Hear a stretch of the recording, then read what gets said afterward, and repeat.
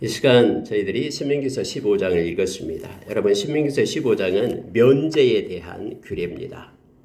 면제해 준다라는 것이죠. 근데 여러분, 이 신명기서 15장을 우리가 실천할 수 있고 순종할 수 있으려면은 반드시 살아계신 하나님에 대한 신앙이 전제되어야 됩니다.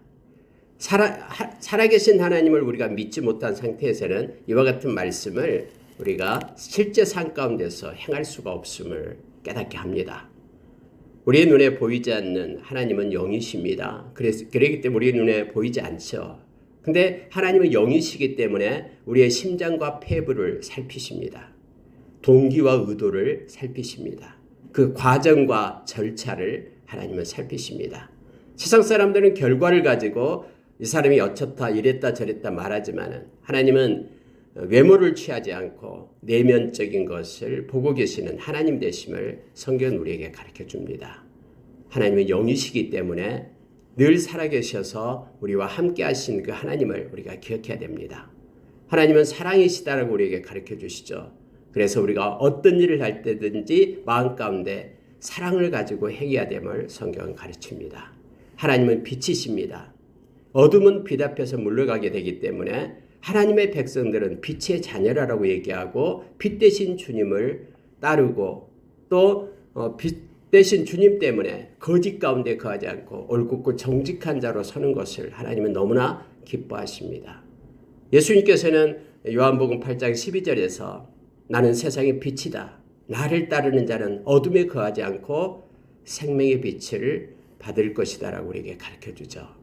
그래서 여러분, 저와 여러분이 어둠의 자식이 아니라 빛의 자녀임을, 그래서 우리가 에베소서 5장 8절 이하에서는 저와 여러분이 빛의 자녀로서의 빛의 열매를 우리가 가지고 사는 자가 되었다라고 말합니다. 모든 착함과 의로움과 진실함을 가지고 사는 자가 빛 대신 우리 하나님을 따르는 하나님의 자녀가 됨을 성경은 가르쳐 줍니다.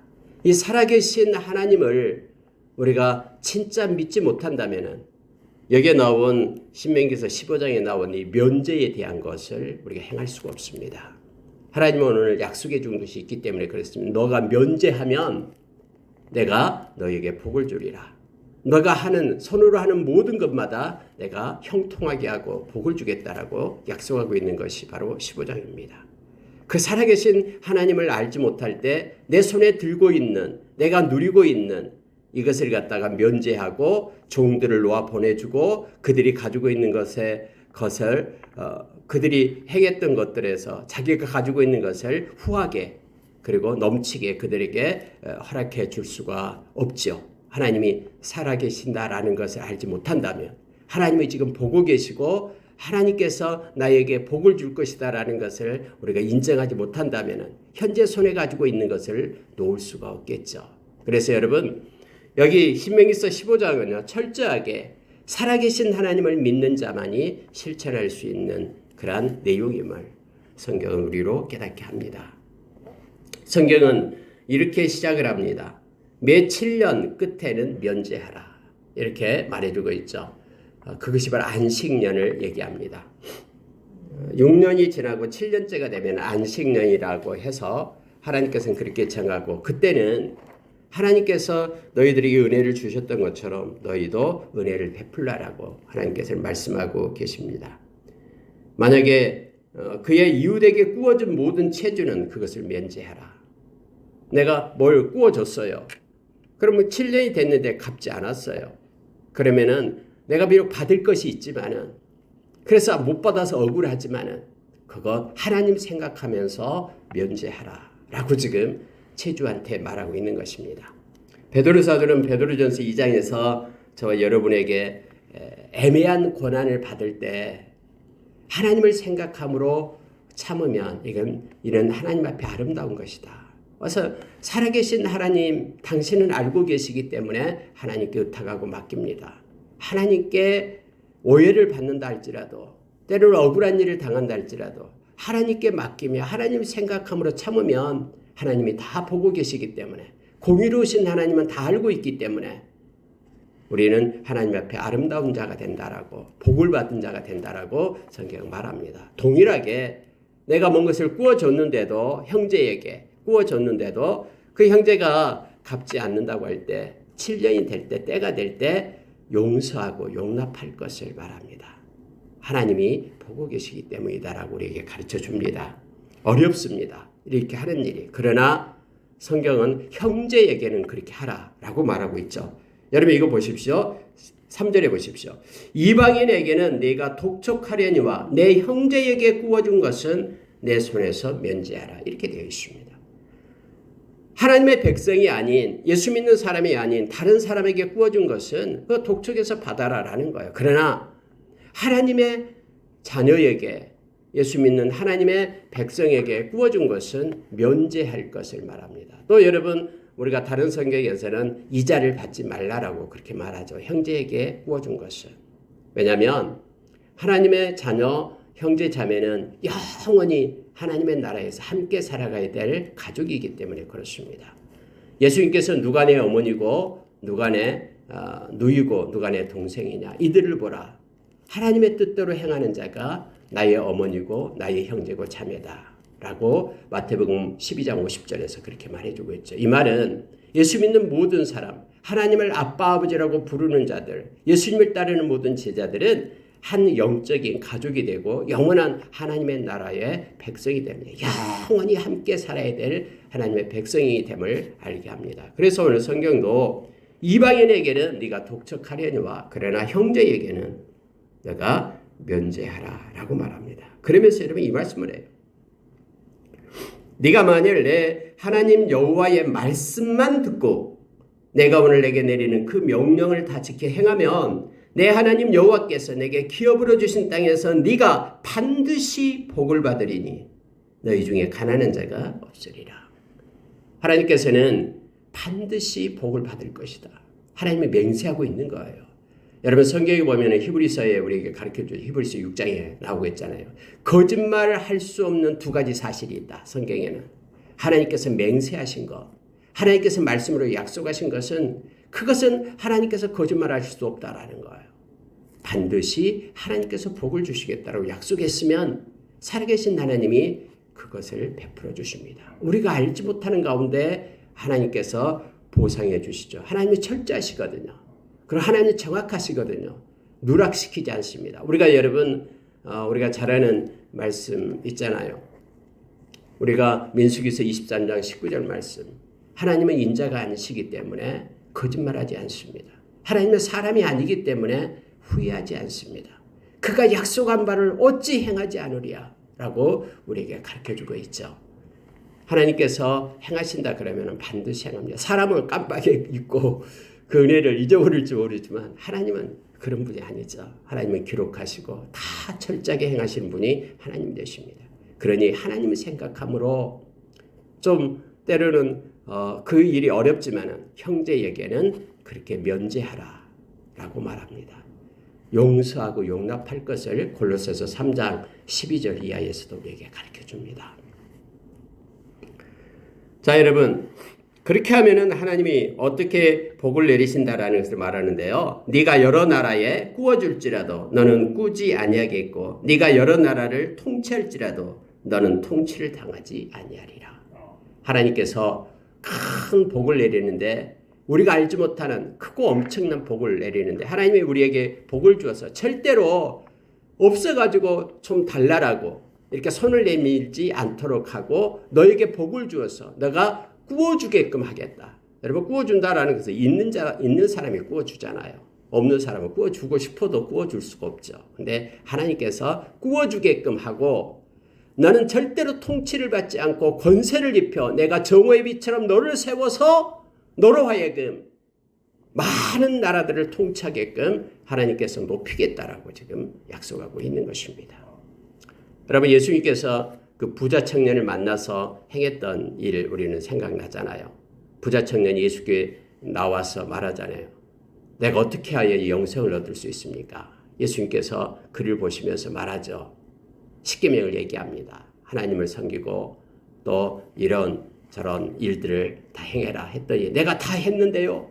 한 가지 부족한 것이 있다. 너희 재산을 팔아서 가난한 자들에게 나눠줘라. 그리고 와서 나를 따르라. 그랬더니 부자가 근심하여 갔다라고 말합니다. 그 뒤에 어떻게 됐는지는 성경에 나와 있지 않습니다. 왜냐하면 재물이 너무 많아서 근심하여 간 거예요. 그런데 예수님께서 뭐라고 말씀하시냐면 그 뒤에 바로 얘기했잖아요. 가난한 자에게 구제하는 것, 베푸는 것은 하늘의 보화를 쌓는 것이다 라고 말하고 있으면 보게 됩니다. 하나님이 예수님이 말씀했다면요, 그렇게 된 거예요. 우리는 이 세상에서 받은 것은 가지고 가지 못해요. 그러나 누군가에게 베풀고 섬기는 것은 반드시 가져가요. 왜요? 예수님이 약속했기 때문에 하나님의 나라의 보화를 쌓는다라고. 하나님 앞에 가서 우리는 그것 때문에 칭찬을 받게 될 것입니다. 잘했다라고 칭찬을 하시게 될 겁니다. 여러분, 오늘 성경에서 내 하나님 여호와의 말씀만 듣고, 이 말씀이 있잖아요. 이 말씀을 읽는데 너무나 큰 은혜가 됩니다. 하나님 말씀만 듣고. 세상의 논리와 가치는요, 아니야, 그러면 안 돼, 아깝잖아, 그렇게 할 필요 없어, 저 사람 나쁜 사람이야, 뭐 저 사람 늘 그래 하면서 뭔가 막 판단이 있고 기준이 있고 그러잖아요. 그런데 그거 생각하지 말고 이 말씀만 듣고 네가 말씀만 순종하게 되어서 이렇게 면제를 해주고 그들에게 그런 사랑을 베풀게 된다면, 지금 이런 뜻이죠. 여러분, 예수님께서 그 야이로, 해당장 야이로의 딸이 12살 먹었는데 이제 아파서 죽어가고 있다고 하니까 야이로가 예수님 온다는 소식 듣고 와서 예수님께 이렇게 요청을 하죠. 내 딸 좀 살려주라고. 그래서 예수님이 이제 갑니다. 그런데 가는 도중에 사람들이 막 애워싸기 시작하죠. 12회 동안 혈루증을 앓는 여인이 예수님 옷자락을 딱 붙잡잖아요, 몰래. 그래가지고 예수님이 누가 내 옷자락 붙잡았냐, 능력이 빠져나갔다 하니까 베드로나 사람들이, 아니 이렇게 많은 사람들이 예수님 옷을 만지고 있는데 누가 어떻게 합니까? 근데 여러분, 은혜를 받은 자는 알죠. 그 혈루증 앓는 여인이 와가지고 고백을 합니다. 그래서 내 믿음이 너를 구원했다 하고 하나님의 은혜, 우리 주님의 은혜를 베풀었죠. 근데 갑자기 야이로 그 집에서, 회당장 집에서 사람이 왔어요. 죽었습니다. 당신 딸 죽었어요. 더 이상 예수님 괴롭히지 마십시오. 사람들 웅성웅성하기 시작하잖아요. 그때 예수님이 야이로에게 뭐라고 얘기했습니까? 너는 믿기만 하라. 믿기만 하라라고 말합니다. 사람들 말 듣지 말고 내가 너에게 했던 말만 들으라라는 거예요. 내가 너와 함께 가겠다라고, 그 아이를 살리겠다라고 말했던 나의 말만 들으라. 그래서 여러분, 야이로가 주님의 말씀을 듣고 따라가잖아요. 만약에 이제 끝났습니다, 이제 더 이상 수고하지 마십시오, 너무 지체되어서 우리 딸 죽었답니다, 예수님 오지 마십시오 했더면은 그 자기 딸이 살아날 수 있겠습니까? 가니까 막 야단 났습니다. 울고 피리를 불고 이제 사람이 죽었다라고 막 가족에서 막 웅성거리며 야단을. 예수님이 죽지 않았다 하니까는 예수님을 갖다가 무시하고 자기의 경험으로 예수님을 판단하고 있는 것이죠. 그때 예수님 살려내잖아요. 먹을 걸 줘서 일어나서 일으키시잖아요. 말씀만 믿고 행하면. 근데 우리는 세상에서 말씀만 믿고 행하지 못하도록 많은 세상의 것들이 우리를 붙잡고 늘어지는 거예요. 그래서 우리가 일 때 조심해야 됩니다. 허리에 띠를 띠고 등불을 켜고 하나님의 말씀을 붙잡는 신앙을 가져야 됩니다. 우리를 흐릿하게 만들어요. 99명이 막 아니다라고 이 길로 가요. 그러면 나 혼자 서서 그 길이 아니다라고 말씀의 기준에서 말씀만 붙들고 서 있기가 너무나 힘들어요. 왜냐하면 다른 사람들이 다 이쪽으로 가기 때문에, 세상의 풍조가 이렇게 되기 때문에요. 오늘 하나님께서는 말씀만 믿고 이것을 행하면은, 면제하면은 내가 너에게 복을 주고, 꾸지 않고 남에게 꾸어줄 만큼 내가 복을 주고, 너에게 권세를 입혀서 모든 나라를 통치할 수 있는 힘을 주겠다라고 하나님은 약속해 주고 있습니다.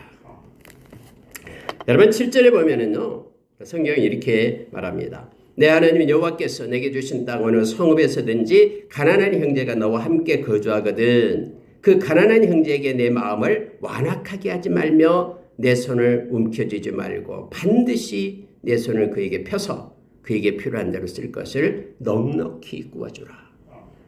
여러분, 예수 믿는 형제 자매 중에서 힘들고 가난하고 할 때에 자기가 가진 게 있다 그러면은 가진 것도 없는데 어떻게 섬길 수 있겠습니까? 그러나 하나님께서 복을 주어서 가진 게 있다 그러면은 손을 펴라라고 얘기합니다. 반드시 손을 펴면은 그에게 구워주되 달라 그러면 넉넉히 구워주라. 이걸 얘기합니다. 왜냐하면 우리가 가진 것들은 하나님이 공급해 주는 것이고요. 이거 다 유효기간이 있어요. 다음에는 베풀고 싶어도 베풀 수 없어요. 유효기간이 있을 때 우리가 가지고 있을 때 구워주라라고 말합니다. 그러면서 여러분 9절이 이렇게 말해요. 참 이 말씀이 너무나 묵상하면 큰 은혜를 받습니다.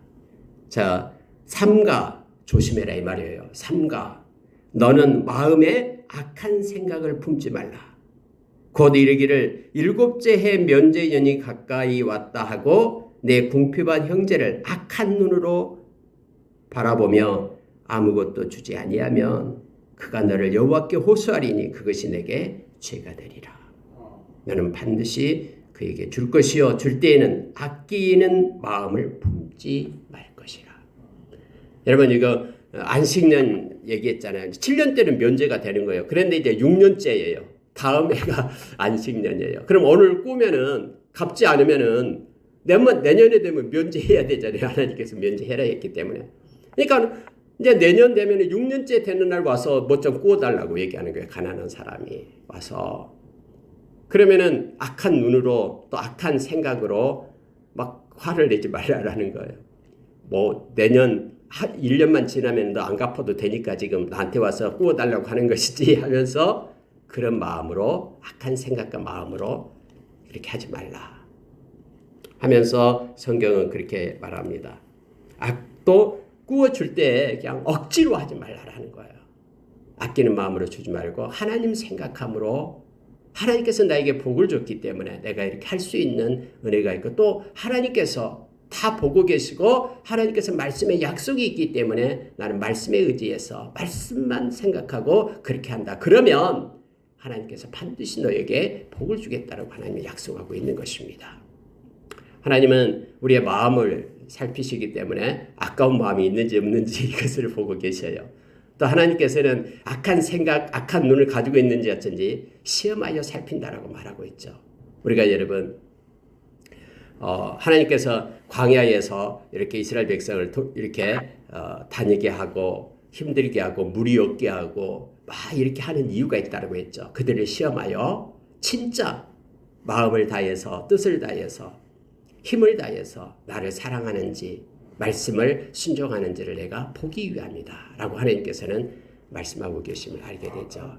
어려움이 없을 때, 딱 부딪힐 때 우리가 생각해 될 거면 지금 하나님이 보고 계시고 하나님이 이것을 나에게 믿음의 성숙을 위하여 하나님이 나를 축복하기 위하여 지금 나를 보고 계신다라는 마음속에 이 말씀만 가지고 있다면 넉넉히 그 시험을 우리가 이길 수가 있습니다. 오늘 성경에는요. 만약에 구워달라고 했는데 구워주지 않아가지고 가난한 사람이 하나님께 엎드려서 이렇게 하나님께 호소한다면 하나님 너무나 힘들어요. 지금 먹을 것이 없어요. 하면서 호소하게 되면은 성경이 그렇게 말합니다. 여호와께 호소하리니 그것이 내게 죄가 되리라 라고 말합니다. 예수님께서 마태복음 25장 세 번째 비유에서 예수님이 왕으로서 심판자로서 이 땅에 오신다라고 나오죠.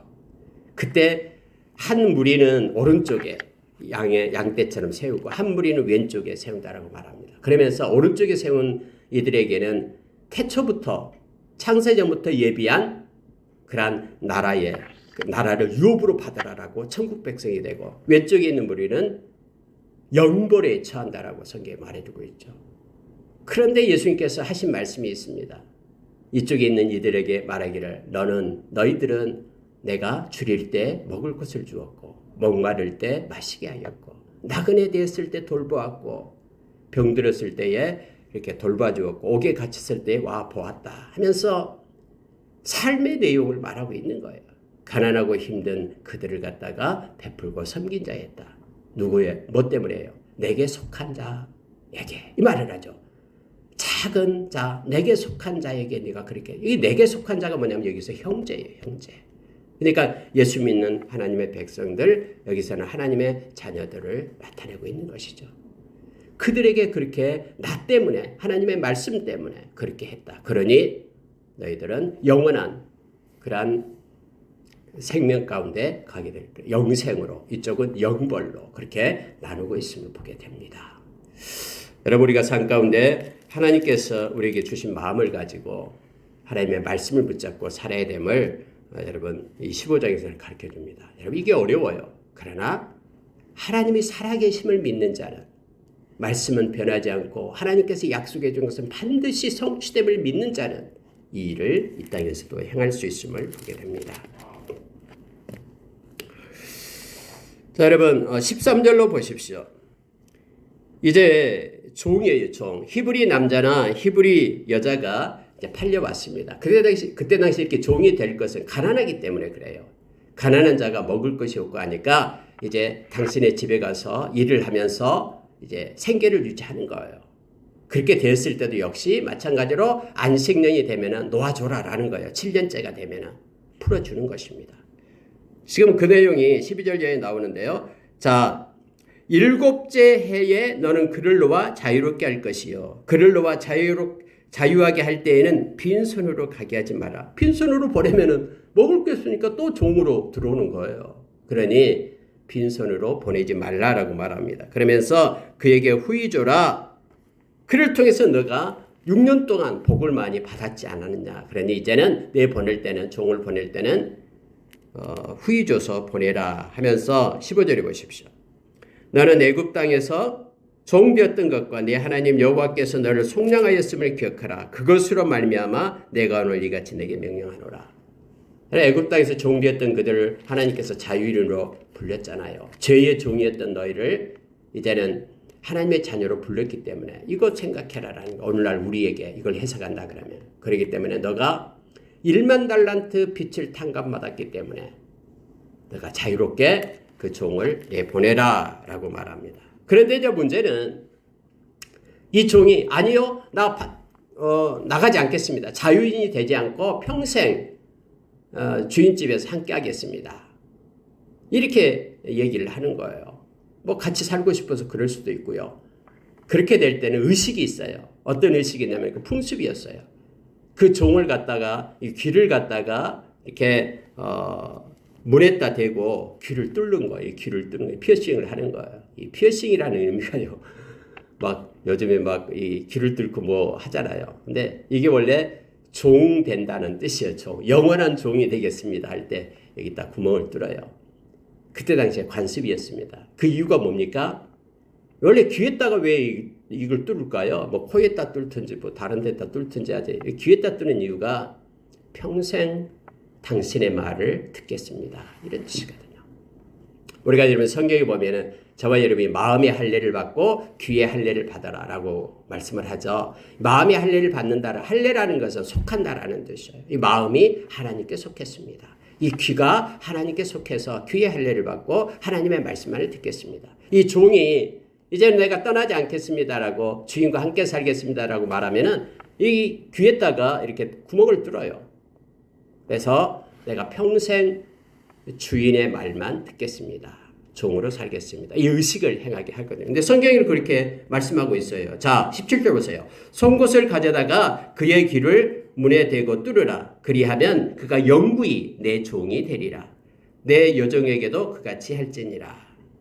그가 6대 동안에 품꾼의 싹에 배나 받을 만큼 너를 섬겼은즉 너는 그를 놓아 자유하게 하기를 어렵게 여기지 말라. 그리하면 내 하나님 여호와께서 내 범사에 내게 복을 주시리라.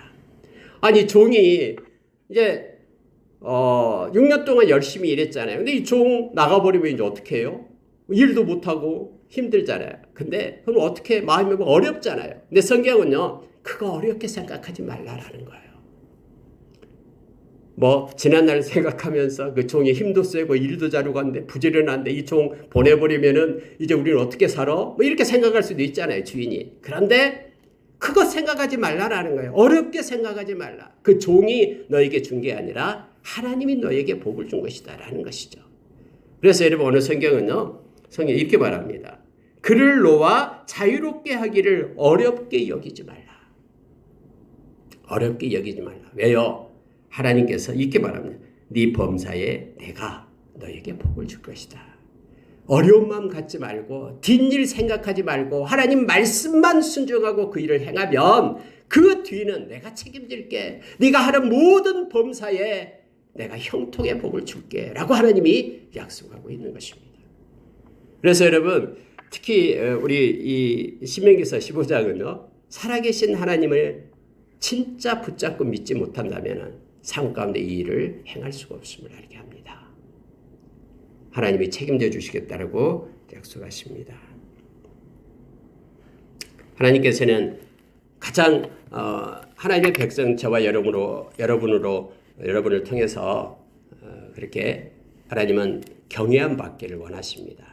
또 말씀의 순종함으로 인하여 우리가 하나님을 경외한다라는 것을 나타내죠. 창세기 22장에서 아브라함아 이제는 네 독자를 나에게 너가 바친 걸 보면서 이제야 너가 나를 경외하는 줄을 내가 알았다 하면서 하나님의 예비되신 그런 많은 복을 아브라함에게 주었던 것처럼요. 우리가 말씀을 따라 순종할 때 이것이 하나님을 경외함이 되고 하나님을 사랑함이 됨을 성경 우리에게 말해주고 있습니다.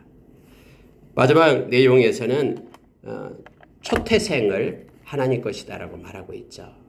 그래서 하나님은 처음 것을 가장 먼저 하나님을 기억하고 하나님께 영광 돌릴 것을 하나님이 기뻐하십니다.